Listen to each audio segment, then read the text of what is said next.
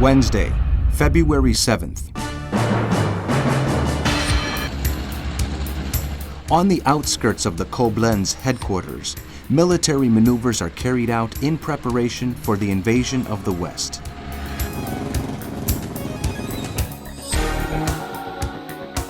Hitler and the Armed Forces High Command discuss the plan and the weight to be given to each army group in action.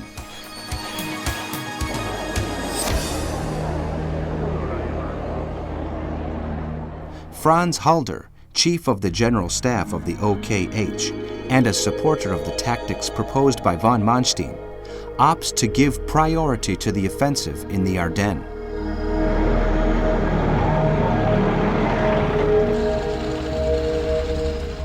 Heinz Guderian favors crossing the Meuse to Sedan, but Colonel General von Rundstedt is not convinced Guderian's tanks can travel as fast as he believes. The final say goes to Hitler, who prefers General von Manstein's audacious plan, called Operation Sichelschnitt.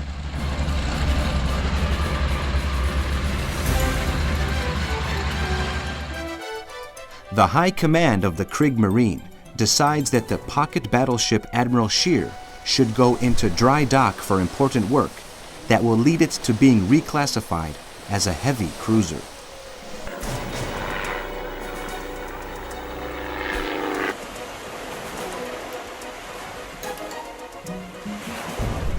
The British steamer Munster sinks off the coast at Liverpool after colliding with a mine laid by U-30.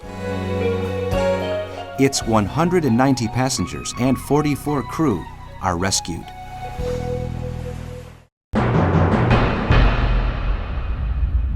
Thursday, February 8th.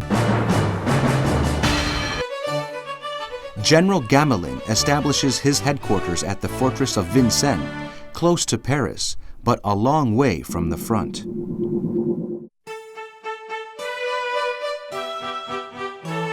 The French general is unwilling to change his plan to meet the invasion, Plan Dyle. The Allied forces are to deploy to the River Dyle in Belgium in support of the Belgian forces and the French 7th Army, made up of the most highly trained troops, which is situated opposite the Ardennes, is to cover the left flank between Lille and Dunkirk to link up with Dutch troops. This decision will be one of the great mistakes of the war.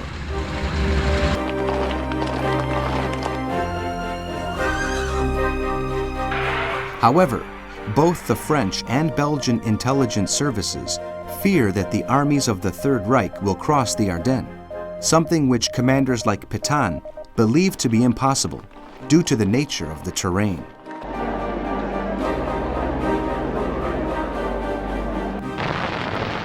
In Finland, the Soviet air and land offensive continues. Following 2 months of fighting, the Finnish army is on the brink of a collapse. Without ammunition and exhausted, they hope for an early thaw that will give them greater maneuverability.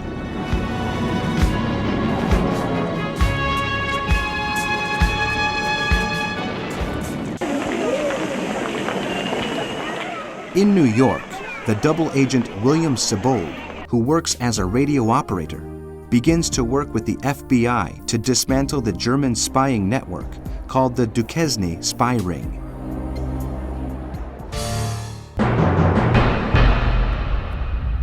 Friday, February 9th. The Red Army redoubles its efforts to cross the Mannerheim Line through the Suma sector. In Germany, the number of ethnic Germans that have arrived from Latvia, Estonia, and the Polish regions of Galicia and Volhynia, all occupied by the Soviet Union, reaches 190,000. According to Hans Frank, the governor of occupied Poland, National Socialism is a way of life, and the German population is being organized in accordance with values that are genetic. Propaganda Minister Joseph Goebbels revises the policy of Wochenschau, the German look at the weak, in force since 1938. increasing the number of compulsory screenings in cinemas in Germany and the occupied territories. Film is one of the most important elements of Nazi propaganda and is headed by the fanatical Fritz Hippler, responsible for films such as Der ewige Jude, the Eternal Jew. All the documentary makers must be military men, and in the words of the ministry, besides the regulation weapons they should carry, another effective weapon, a camera. Goebbels increases the budget for subsidies to cinemas, which are virtually in the hands of the state, and incorporates the latest advances in the industry with a view to indoctrinating people with the Nazi worldview and exalting the Aryan race.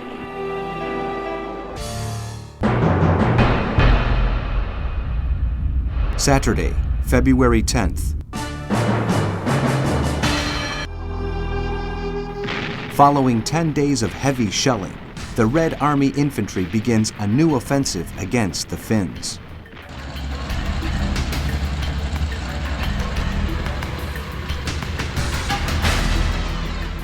The push is so strong, it opens a breach in the Mannerheim Line.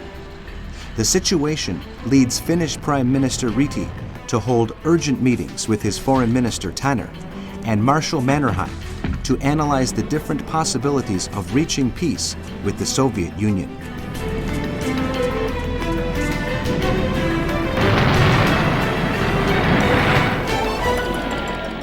Hitler considers the possibility that both Norway and Sweden have ended their neutrality and reached an agreement with the Allies. He warns both governments that Germany will not allow the presence of Anglo-French forces on their territories.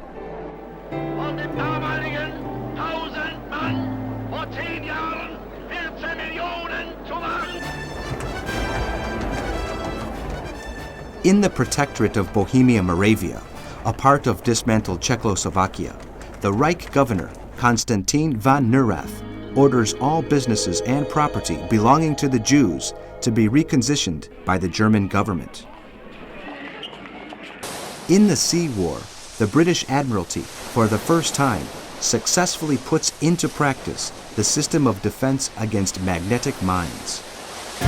Meanwhile, U-37, commanded by Werner Hartmann, sinks the Norwegian merchant ship Silja, and Herbert Schulzitz's U-48 sinks the Dutch ship Burgerdicht.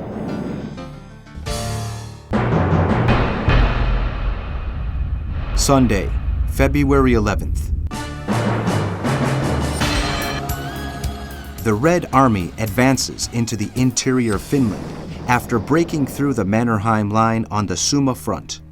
120 troops, commanded by General Timoshenko, fight along a 20-kilometer front against the exhausted Finnish 3rd Division, which is forced to retreat to a second line of defense. More than 200 Russian artillery pieces shell the enemy positions. The Finns hope the Arctic tundra will enable them to stop the Soviet onslaught. In Moscow, Germany and the Soviet Union sign a commercial agreement according to which the Russians will supply oil, food, and raw materials to the Germans and receive weapons in exchange. Erich Reiter, head of the Kriegsmarine, personally supervises the selection of 103 officers and 1,962 non-commissioned officers and sailors that make up the crew of the battleship Bismarck, launched on February 14, 1939, with Dorothea von Löwenfeld, the granddaughter of the architect of German unity, as matron of honor. In the Sea War, German submarines continue to enjoy success. U-37, commanded by Werner Hartmann, sinks the British merchant ship Tojimo, and Harold Gross's U-53 sinks the Imperial transport. U-50, captained by Max Hermann Bauer, sinks the Swedish ship Arania and the Norwegian Schnettstad, while Wolfgang Luth's U-9 sinks the Linda, which is sailing under an Estonian flag.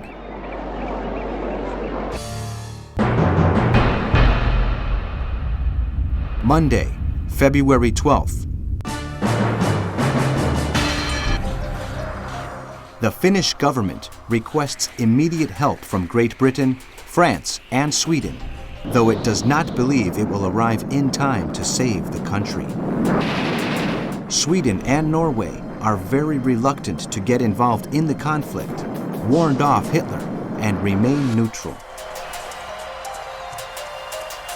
The governments of both countries know the intentions of the British and French to occupy the north of Sweden and the Norwegian ports in order to cut the supply of iron and steel to the Third Reich.